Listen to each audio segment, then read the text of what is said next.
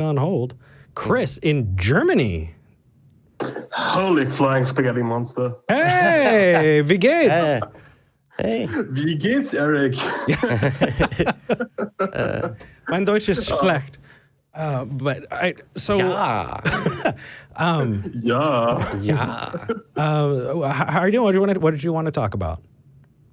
I'm so glad to talk to you, Eric, Jamie. Your sense of patience, it's amazing. Well, thank you. Thank you. What's up? So what I want to talk about today is I'm from a Western country that's really secular. Like people who believe in some sort of God are in the minority, and people who believe in the actual Bible it's an even smaller minority. And I'm really interested in people who believe in wacky stuff.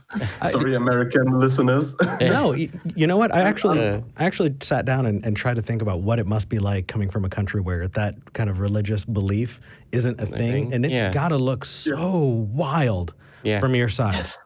Yeah. Yes, it does. Yeah. It probably looks like what North Korea looks like to us, where it's like, oh yeah, everyone just believes something that you think is a Yeah. and yeah. Yeah, and I'm really curious to hear like a first-hand account of what it's like to live in a Western country that the majority of people believe in the Bible. Well, I mean, I could go on for days, but you want to take the first part of this, or sure. no pressure. You were saying like, oh, I could go on for days, therefore it's difficult for me to collect my thoughts and start. And I was like, oh, cool, start. That's okay. There's the spot, and you're on it now. When you're born into it, it's not something that you necessarily recognize. And growing up a Christian, I didn't think there was anything wrong with it. I thought everybody believed. And over time, I wound up meeting people who they still believed, but it was different. They belonged to a different denomination. And then I remember I learned that one of my neighbors was a Jehovah's Witness, and that just blew my friggin', I was like, wait, what? You don't what? Yeah. And over time, you wind up meeting, it's interesting because it's an exposure to the outside world. And I remember going with a friend to a church that everybody spoke in tongues. Now there was some speaking in tongues in my church, but you know that was few and far between. No, everybody was and rolling in the aisles, and it was absolutely wild. And I remember sitting there looking at this like, what is going on? and over time, you kind of this is this, that's that, and it's amazing that what you have is this culture that, it is kind of like North Korea because people are encouraged to tell on each other. There is this idea that you want to display this perfect Christian. You want to be this ideal. And so you want the rest of the world to think that you're just so much better at it. And so your family, it doesn't matter what goes on behind closed doors, because when things are out, when you're out in public, you're expected to display this perfection. You're expected to be this exemplar because you're not of the world, right? The phrase is, we're in the world, not of the world. We are distinct, we are separate, and we can't let ourselves be drawn away, because the second you step away from the path, you may fall and never come back. And so it was this terrifying thing. And there was a culture that had all of its own issues. So we look at the news and we see all of this stuff going on, in politics, all these global political issues. But in church, we had our own set of issues. It was an entirely sustained world where it had its own language and its own views. There was, and there still is, all of this, I'm addicted to pornography. That was a thing that people would say. I'm addicted to masturbation. And the reason why they said it was an addiction is because they enjoyed it. Well, the fact is, number one, I don't believe in behavior addiction like that. I think that is a sign of obsessive compulsive disorder that came from talking a lot to Daryl Ray about it, is that if it's interrupting your ability to process other things. Well, not just process other things, but to like have meaningful relationships or have a job, right? Then it's a compulsion that you need to work on. But no, it's like, no, you have this addiction. No, there is something deeply, deeply wrong with you, and you are fighting this inner demon. And dude, you can live your entire life in this place and never see the outside world. And so it kind of is its own kind of hermetically sealed bubble. Yeah. And I talked enough. Oh, yeah. Well, what I was going to say is you're fighting the inner demon of human attraction, right? There's so many parts of faith that, generalized faith in the United States that when you look at it and think about it for a moment from the outside, it's just very much like, oh, look, here is an ideology and a worldview and a series of practices that oppose things that are naturally human.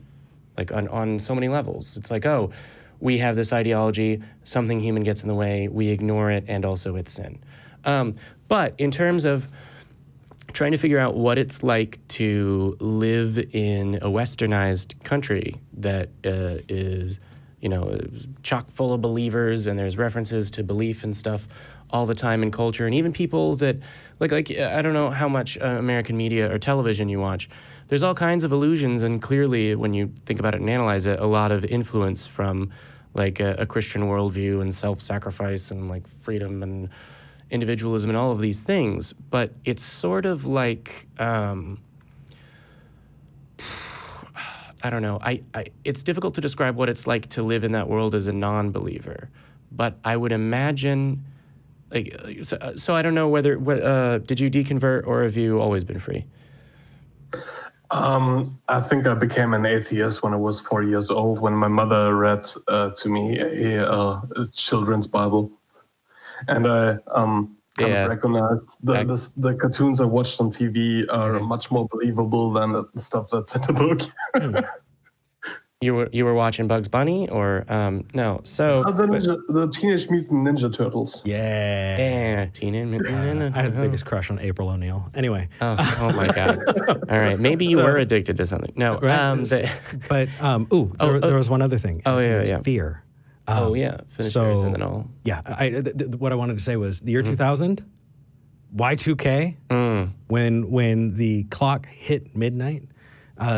People were doing a whole bunch of different things, and I'll tell you what I was doing. I was 12 or 13 years old. I was on my knees, and I was crying, begging God, just praying fervently with a whole bunch of other people in my church, because we thought this is it. We're all going to get voiped up to heaven. And when we didn't, we were all grateful. But you have these instances where, everything is just the end of the world. There is no gray area. It is black and white. These are the end times. And everything that happens in the news is a sign. And it's just, it's wild. Sorry, go ahead, Jamie. Oh, yeah. Well, no, so you've sort of covered, like,